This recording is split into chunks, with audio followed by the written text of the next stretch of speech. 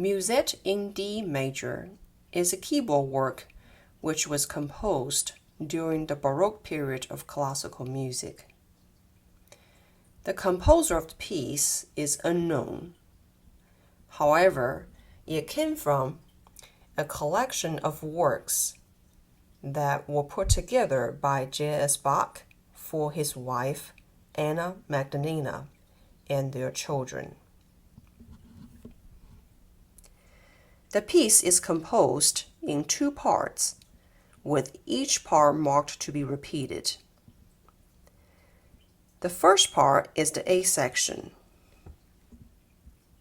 which is 8 measures long, divided into two 4-measure phrases, begins and ends in D major. Phrase number 1, measure 1 through measure 4. Phrase number 2, measure 5 through measure 8.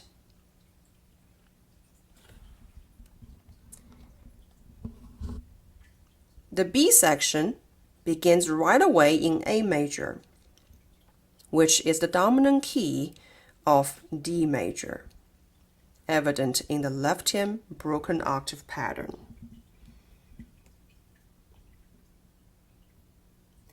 The B section is also divided into 4 measures per phrase. Phrase number 1, measure 9 through measure 12. Phrase number 2 in B section, measure 13 through measure 16. Phrase number 3 in B section, measure 17 through measure 20. After 3 4-measure phrases, the section cadences in A major in measure 20. Following the B section,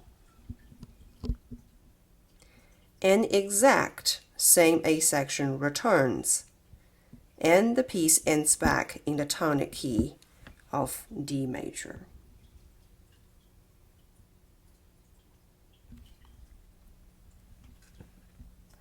The musette is a type of Baroque dance form. The tempo is moderately fast, which should be played with spirit and energy. The 2/4 time signature suggests to feel the piece in 2 beats per measure. Students must be careful not to accent all 4/8 notes of the measure with equal weight, especially in the left-hand broken octave pattern. Stress, not stressed. Stress the 5th finger, not the thumb.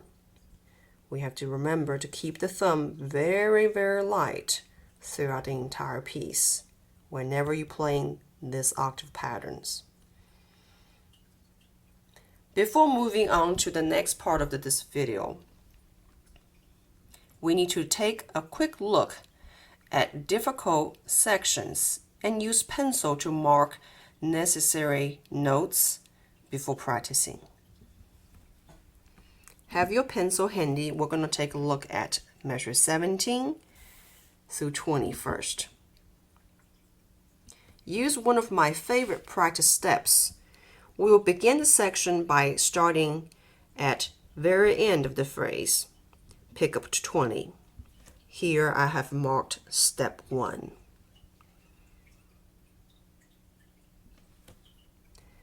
Step 2 begins on pickup to 19.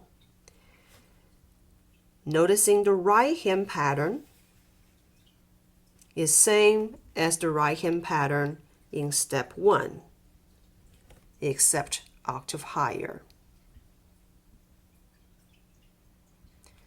This is also a good time to double check your finger numbers is marked correctly. Different editions suggest different finger numbers. Here are the finger numbers that I prefer to use. which makes the best sense while talking about five-finger patterns. So at this point, step 1 and step 2, you should have your hands on A major five-finger pattern. That's how we get finger number 4 to 3 on C sharp and ends in 1. Same thing happened in the left-hand part. In A major five-finger pattern, thumb on E, fifth finger on A. After practice from step 2 to step 1, we go on to step 3. Step 3 only involves in 2/8 notes. Right hand G sharp to A, finger number 2 to 3. Left hand D to C sharp, finger number 2 to 3.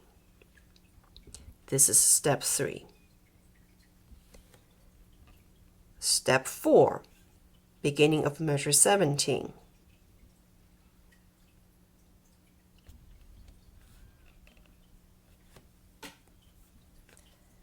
Next, I will address the right hand articulations and the syncopated rhythmic combination against the steady left hand drone bass between measure 13 and 16.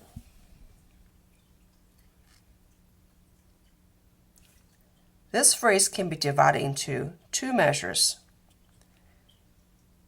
Third and fourth measure is an exact rewrite of the first 2. So by mastering the first 2 measures, you should be able to play the whole phrase. Take a closer look at measure 13 and 14. Double check your fingering. Put necessary articulation to remind you the notes that need to be slurred and the notes need to be played detached. E to D sharp is slurred.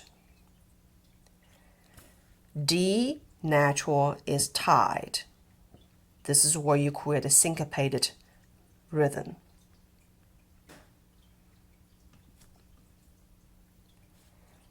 D to C sharp is also slurred. Remaining notes are all detached.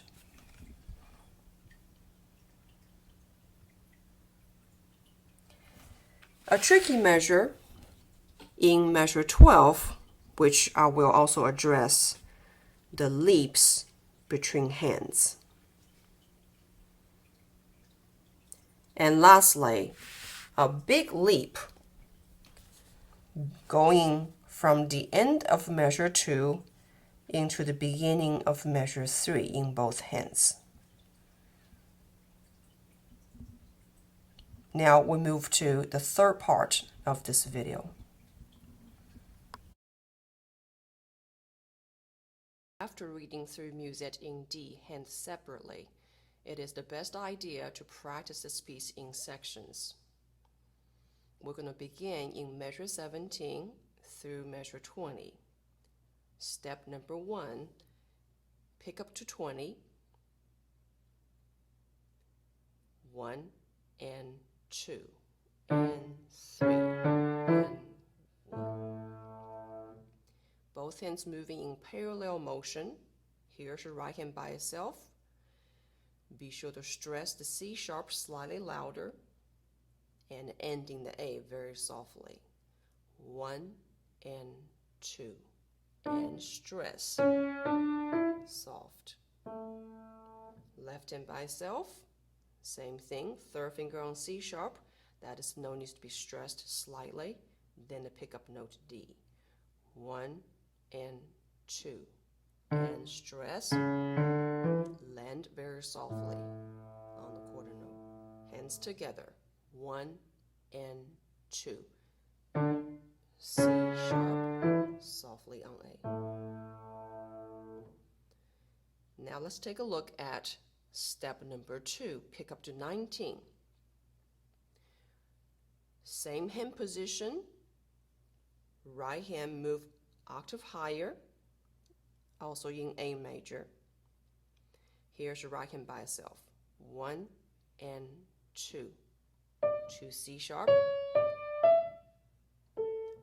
Now, following by the phrase we just practiced, pick up to 20.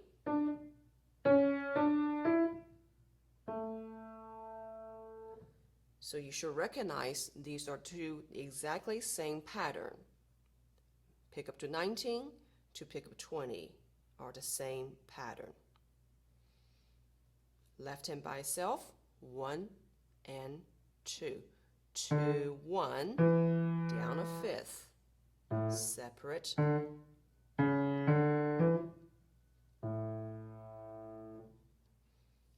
Hands together.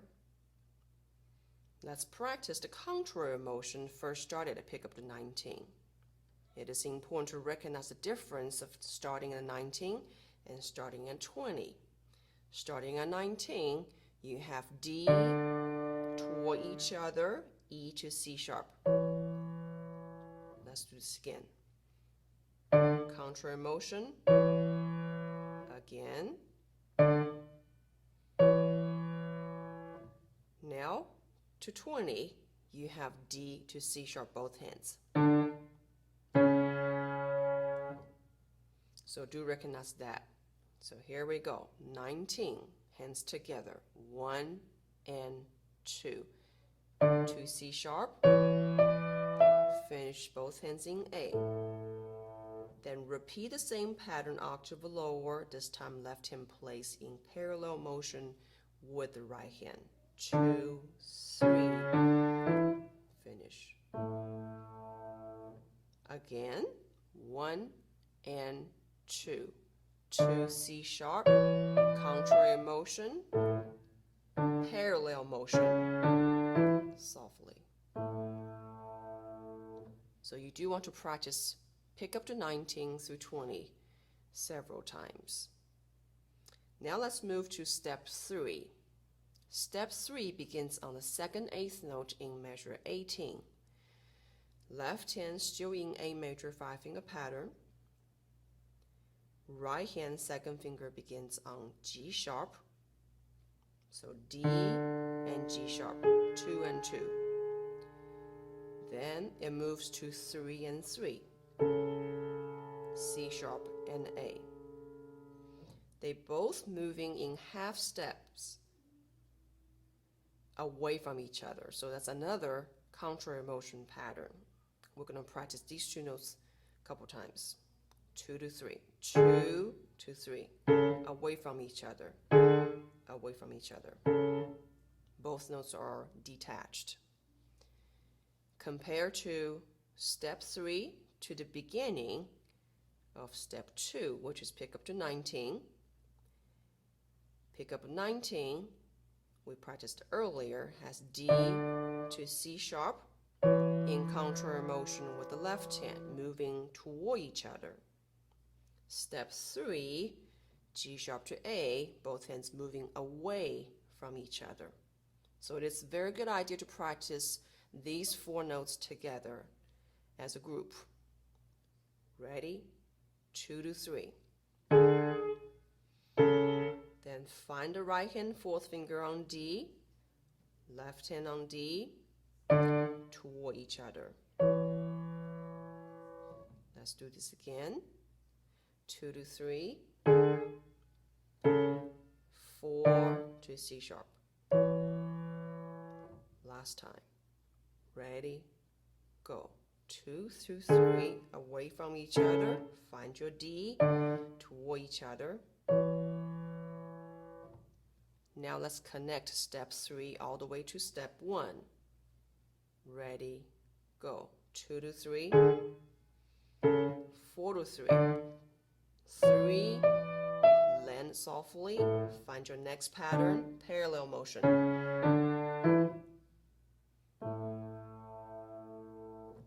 You want to pay very close attention to the articulation. You don't want to slur any notes for any reason. The only thing slurred in this pattern, the whole thing, is the C sharp to E. Other notes are all detached. Let's do this again. Ready? All detached. G sharp. to 3. Now slur to 5, detached.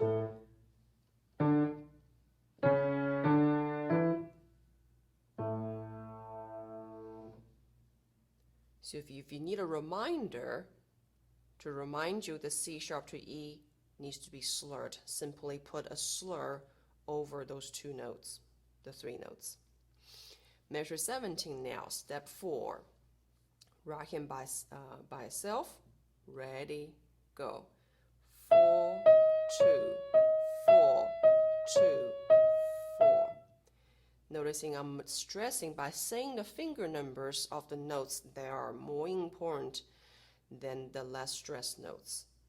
So in 16th notes, 4, 2, 4, 2, 4.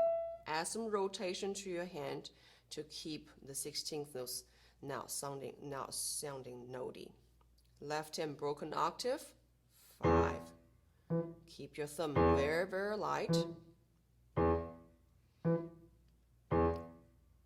This is one of the patterns that left hand played the most in this piece. So in addition to 17, you have plenty of practice in other places of the same piece. Putting hands together. 4, E against the left hand, 5th finger on E. Ready, go. 4.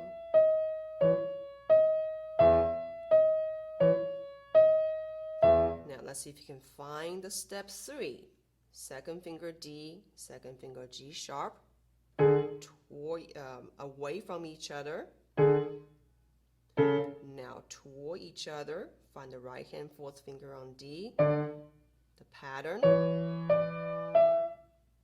repeats again. And 3, 5, 1. Now, without me speaking in the middle, I will be playing from 17 through 20. Ready, go.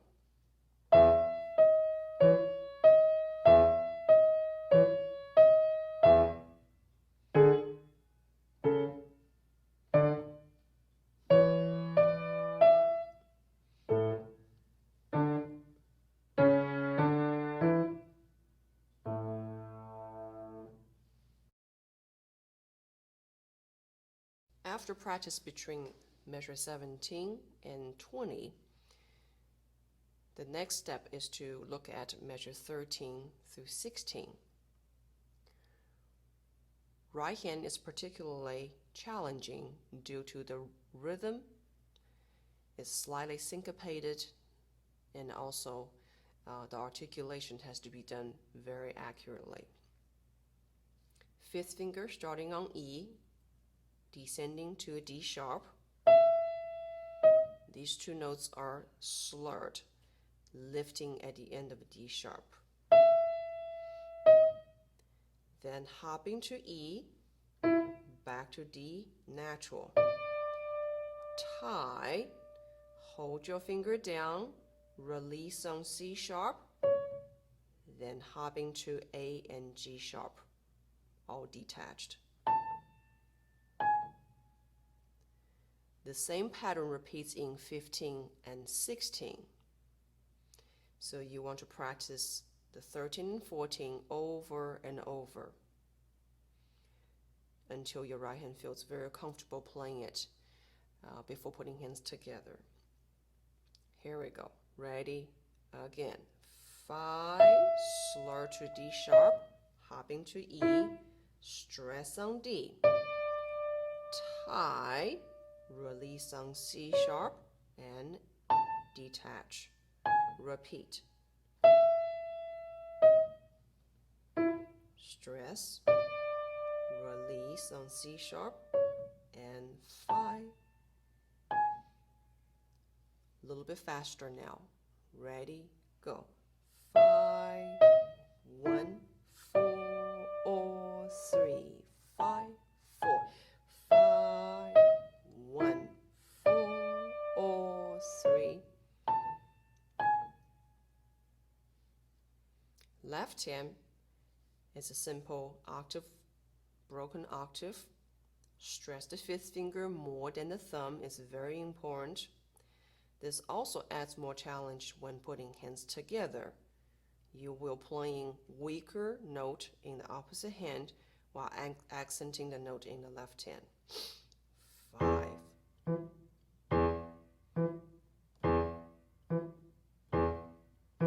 Stress right hand, release, and repeat. Stress the D natural, and so the hardest one here to balance the note correctly is the fourth, eighth note in 13. Happens again in measure 15 as well. The E, the thumb in the left hand, has to be played very softly while you're stressing the D natural, the dissonant D natural in the opposite hand. So while you practice that, be very careful you get that right. Here we go again. Ready, go. 5, 4. Stress the right hand. 5, 4. Accent the right. Release. Keep it light. Keep going to 17 now. 2 to 3. Contrary motion, C sharp and C sharp. Softly ended.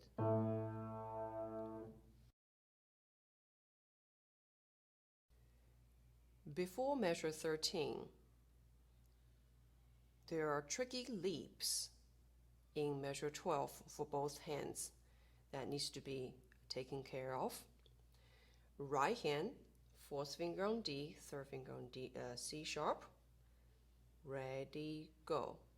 4, 2, 2, hopping to E, an octave higher E. One more time. Ready, go. 4, 2, 2, 1, 5. Left hand. First, broken octave in A, then hopping down to E. So we'll practice these two positions over and over. Ready, go. Hop. Focus on your fifth finger. Keep your thumb very, very light. Never accent the thumb.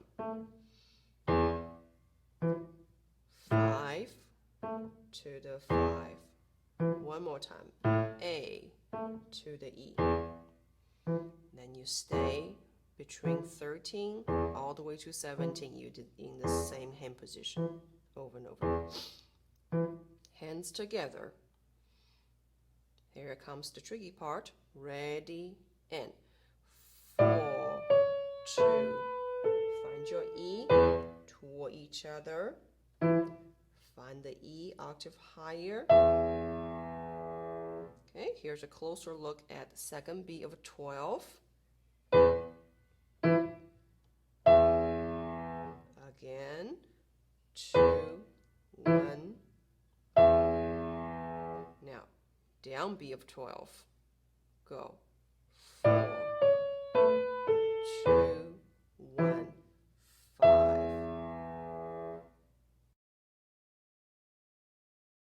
Now I will play the B section of the Musette in D from measure 9 to the end of measure 20.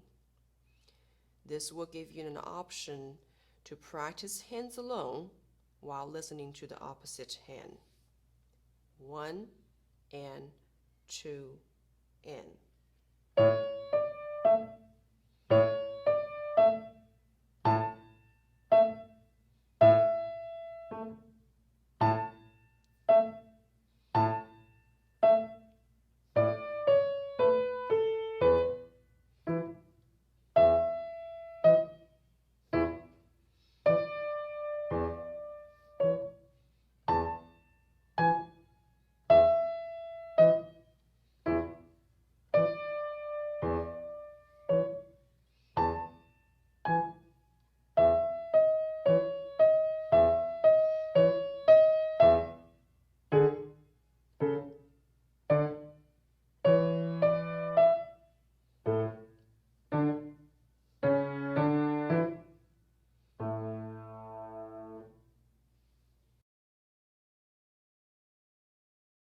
Lastly, we're going to focus on the leaps at the end of measure 2 going into the downbeat of 3.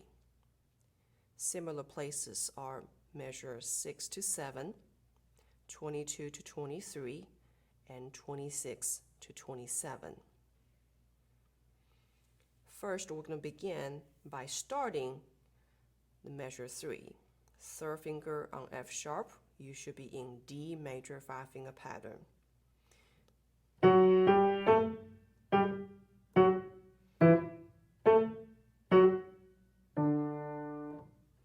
So remember the spots that you're starting on third finger on F sharp. Hands back to lap and see if you can find the F sharp quickly. So eyeball the F sharps. Now let's take a look at the end of measure 2. Right hand is descending from G, then hopping to F sharp. So the last note, the last 16th note of the measure 2 is thumb on D, hopping to F sharp. Practice that several times, going back and forth. Keep your thumb a little bit lighter, dropping down, stress the F sharp more. So we don't want to accent the D when you're leaving the measure 2, causing an unnecessary hiccup. Left hand, you're having broken octave D. So it's an 8th note D. You have a little bit extra time to get to your F sharp, and it's a little closer as well. So practice D to F sharp. So here's your thumb on D, very lightly on the thumb, never accent the thumb. Stress the F sharp. Putting hands together, 4, 2. Look at the F sharp. Okay, one more time. 4. Spot the F sharps. Now keep going a little bit longer.